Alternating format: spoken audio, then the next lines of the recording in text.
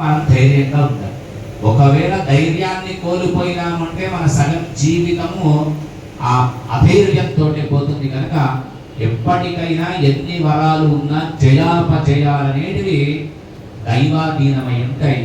ఆ దైవాధీనం ఏది జరగాలో అది తప్పకుండా జరుగుతుంది. కనుక నీవు ధైర్యంగా ఉంటూ మొట్టమొదలు.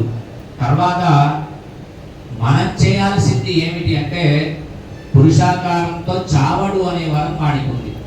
కనుక మహామునీశ్వరులే విపరీతమైనటువంటి ప్రయత్నాలు చేసి చేసి చేసి ఏది రాసి పెట్టి ఉంటే అది జరుగుతుందని చెప్పేసి అనుకుంటున్నారు.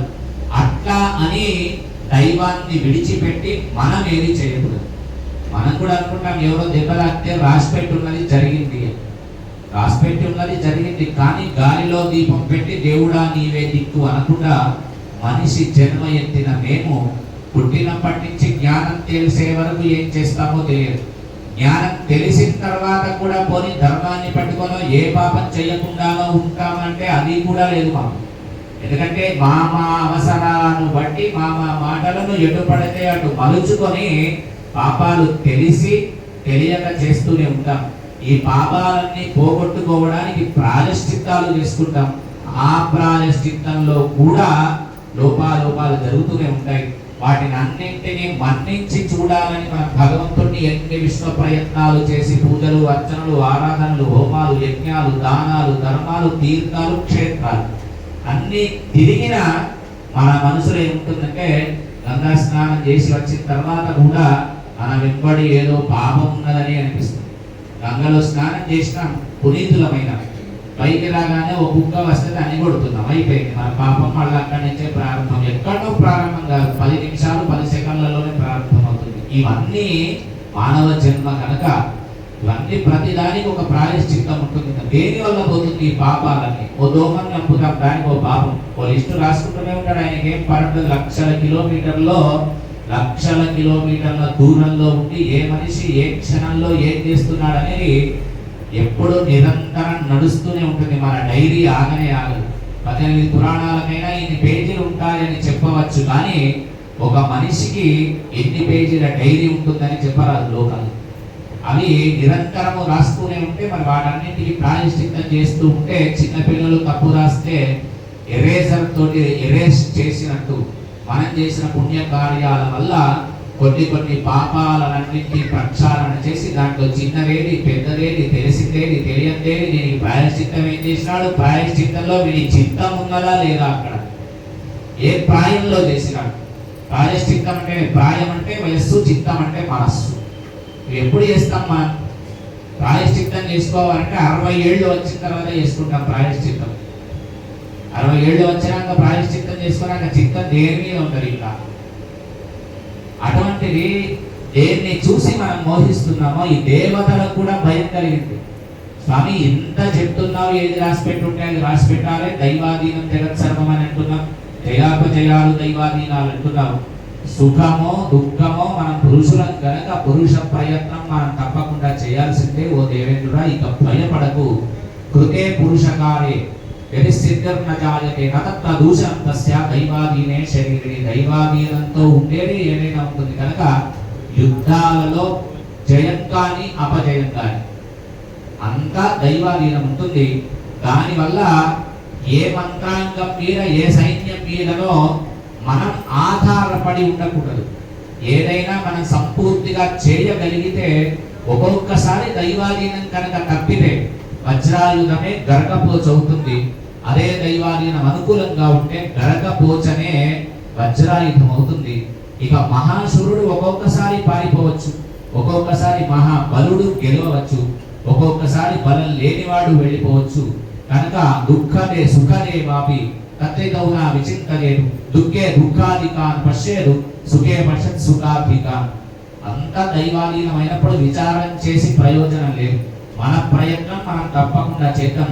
దుఃఖమే మిగులుతుందో దుఃఖాలు అనుభవిద్దాం, సుఖమే మిగులుతుందో సుఖాలు అనుభవిద్దాం అని శత్రువులకు మాత్రం మన బలమేమిటో మనం చూపించాలి తప్ప మనం ఎప్పుడు బందీలము కాకూడదు అని చెప్పి బృహస్పతి చెప్పినాడు.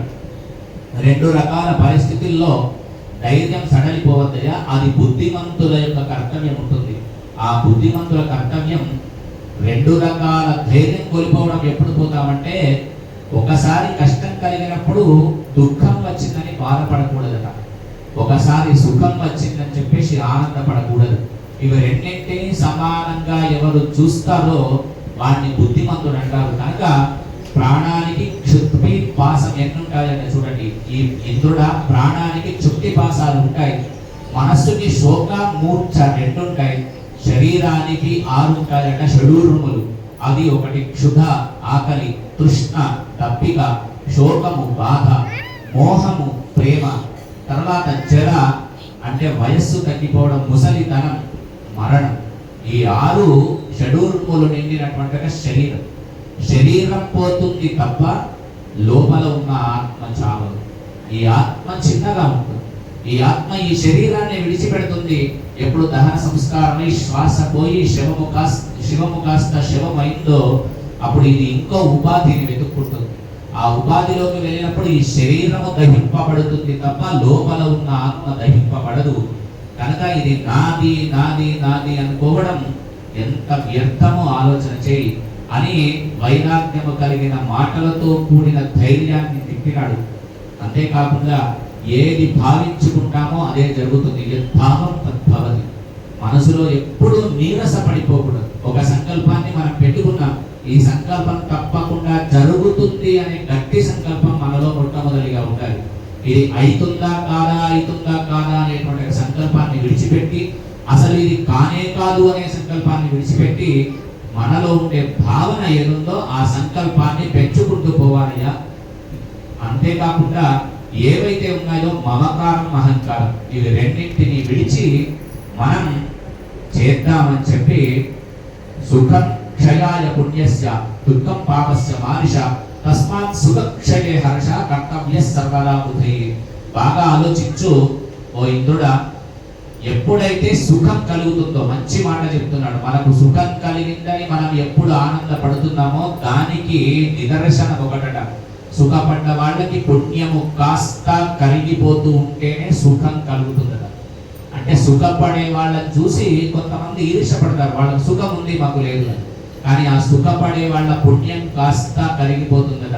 ఎవడు పాపాన్ని అనుభవిస్తున్నాడో, ఎవరు కష్టాన్ని అనుభవిస్తున్నాడో వాళ్ళ పాపము కాస్త కరిగిపోతుందట. అంటే దైవాధీనం ఒకసారి ఇటు అటు జరగవచ్చు, అటు ఇటు జరగవచ్చు. కనుక మనకు దుఃఖం కలిగినా సుఖం కలిగినా, సుఖం కలిగిందనే ఆనందం, దుఃఖం కలిగిందనే బాధ రెండు ఉండకూడదు. నీ ప్రయత్నాన్ని నీవు తప్పకుండా చేయి. యథావిధిగా నీ ప్రయత్నంలో ఎలాంటి లోపం లేకుండా చేస్తే తప్పకుండా నీకు జరగవలసింది ఏదో జరుగుతుంది అని బృహస్పతి వేదాంత భాషలో చెప్పి యుద్ధానికి సన్నద్ధం అవ్వమని చెప్పినాడు. యుద్ధ ప్రయత్నమే మహిషుణ్ణి సంహరిస్తాను. ఈయన చేసినటువంటి మాటల చేత ఇంద్రుడికి కూడా లోపల భయం ఉన్నప్పటికీ ప్రయత్నం లేకుండా యుద్ధం చేస్తాను నేను. రాజ్యం కానీ యశస్సు కానీ ఈ యుద్ధం వల్ల నాకు దక్కవు కదా. ఏ ప్రయత్నము చేయని వాడిని ఎవ్వరూ అభినందించరు కదా. యుద్ధయోగ్యమే చేస్తాను. కనుక యతులకు జ్ఞానం అలంకారం, యతీనాం భూషణం జ్ఞానం, సంతోషౌహి ద్విజన్మానం. యతులకు జ్ఞానం అలంకారం అయితే ద్విజులకు సంతోషమే అలంకారం. ఐశ్వర్యవంతులకి కాంక్షలు అలంకారం. శత్రు సంహారం ప్రయత్నమే రాజులకు అహంకారం. అందుకని తప్పకుండా యుద్ధం చేయాల్సిందే అని చెప్పి నా ప్రయత్నం నేను చేస్తున్నానయ్యా. రాక్షసులు ఎవరైతే ఉన్నారో వాళ్ళు మహామాయావులు, కామరూపం ఉంది. నా ప్రయత్నం నేను చేసినా ఓ గురువా, నేను చేసే ఈ యుద్ధంలో నీ ఒక యజ్ఞాన్ని చేయి. ఆ యజ్ఞానికి సంబంధించిన ఫలితం మొత్తం మాకు అప్ప చెప్తే కనుక యుద్ధంలో మేము గెలుస్తాం. ఆ రాక్షస సంహారం కోసం ఏ ఏ మంత్రాలు, ఏ ఏ హోమాలు చేయాలో అవన్నీ జరిపించమంటే బృహస్పతి నవ్వుతున్నాడు చిన్నగా. నవ్వి, శచీపతి యుద్ధానికి దిగమని నేను నిన్ను చెప్పి నిన్నేం దగ్గరికి తీసుకోవడం లేదు, ప్రేమించడం లేదయ్యా. అట్లాగని యుద్ధం చేయకు అని నేను చెప్పట్లేదు. యుద్ధంలో ఉండేటువంటి జయాపజయాలు ఏమున్నాయో అవి దైవాధీనాలని చెప్తూనే సుఖాన్ని కష్టాన్ని చెప్తూ ఉంటే, నేను కనుక అటువంటి జ్ఞానమే నాకుంటే అలనాడు చంద్రుడు నా భార్యను ఎత్తుకొని పోతే యుద్ధం చేసి వాడి మీద నా భార్యను నేను తెచ్చుకునేవాను. అటువంటి తెలివితేటలు ఏమీ యుద్ధంలో అక్కడికి రావు. అందుచేత కార్యసిద్ధి కోసం బుద్ధిమంతులు ఉపాయాన్ని ఆలోచించాలి.